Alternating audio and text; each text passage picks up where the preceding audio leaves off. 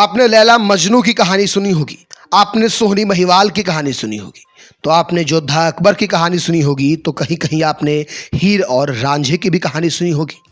लेकिन अभी जो कहानी आपको हम बताने जा रहे हैं वो प्यार से शुरू होकर के मौत के एक खौफनाक अंत तक की कहानी है। हालांकि इन तमाम कहानियों में एक ही चीज देखने के लिए मिलता है कि जो प्रेमी होते हैं वो प्रेमिका से अंत तक जुदा हो ही जाते हैं।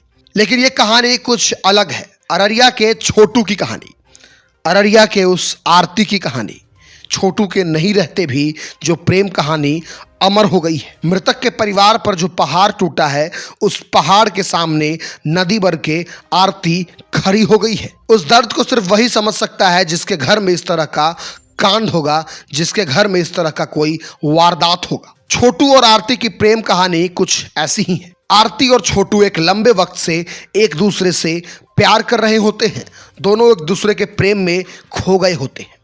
एक खौफनाक रात ऐसी भी आती है जिस रात में आरती की भाभी छोटू को फोन करके बुलाती है कि मेरे घर आ जाओ, आज तुम दोनों की शादी करवा देंगे। और एक प्रेमी के लिए इससे बढ़ के और कौन सी बात हो सकती है कि लड़की के घर वाले अगर उसे शादी करने के लिए बुलाए तो वो फिर अपने आप को कैसे रोक पाएगा। वो निकल पड़ता है आरती के घर के लिए। लेकिन उसे कहाँ पता कि आरती के घर पे उसकी शादी की नहीं, उसके अर्थी की तैयारी हो रही है। उसके घर पे कुछ ऐसे दरिंदे आ पहुंचे हैं जो उसे शादी के जोड़े में नहीं बल्कि मौत के घाट उतारने का प्लान बना चुके हैं। और कुछ ऐसा ही घटना होता है आधी रात 12 बजे के करीब। छोटू को एक कमरे में बंद करके बेइंतहा मोहब्बत की तरह बेइंतहा तरीके से पीटा जाता है। उसे बिजली की झटके दी जाती है, उसे करंट दिया जाता है। अगर पोस्टमार्टम रिपोर्ट की माने तो नाखून भी खींच ली जाती है। आरती के द्वारा दिए गए बयान के अनुसार छोटू को तब तक पीटा जाता है जब तक वो नीचे गिर नहीं जाता है। आरती मजबूर थी क्योंकि उसके पास कोई ना ही मोबाइल था और ना ही कि कोई और माध्यम ताकि छोटू के परिवार वाले को वो खबर कर सके। लेकिन जैसे ही आरती को मोबाइल फोन मिला, छोटू के बड़े भाई को फोन करके उसने बता दिया कि इस तरह की घटनाक्रम है, बचा लीजिए छोटू को।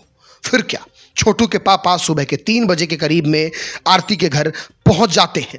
तब तक छोटू जिंदा होता है, अपने पापा को पुकारते रहता है, अपने पापा को बुलाते रहता है। लेकिन वो अंधेरी रात इतनी बड़ी अंधेरे को लेकर के छोटू के परिवार की जिंदगी में आएगा किसी ने सोचा नहीं था। वहां पर शादी की बात छिड़ती है कि दोनों को शादी करके विदा कर दिया जाए।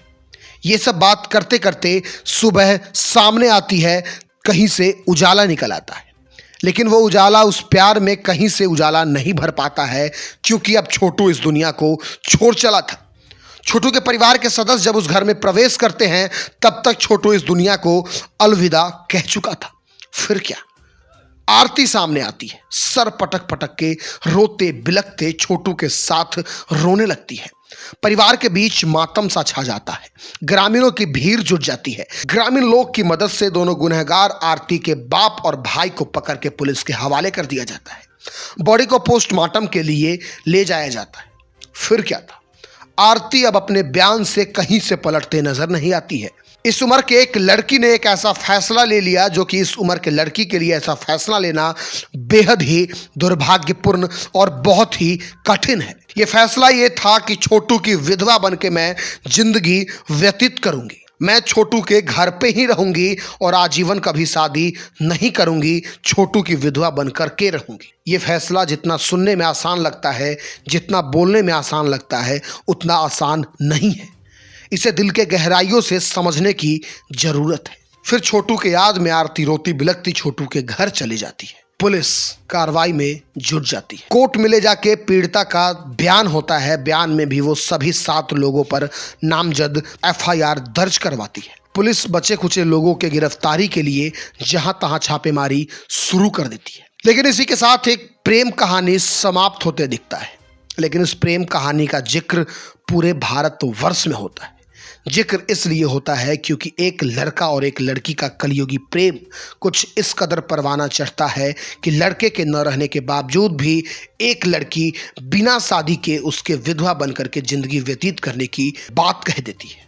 और ये सुनने में उतना आसान है, उतना ही कठिन भी है क्योंकि एक लड़की के लिए अपने जीवन के तमाम खुशियों को नज़रअंदाज कर देना और लड़के के परिवार के साथ रहना बेहद ही कठिन है। हालांकि आरती नाम के इस लड़की के पिता और भाई अभी सलाखों के पीछे हैं।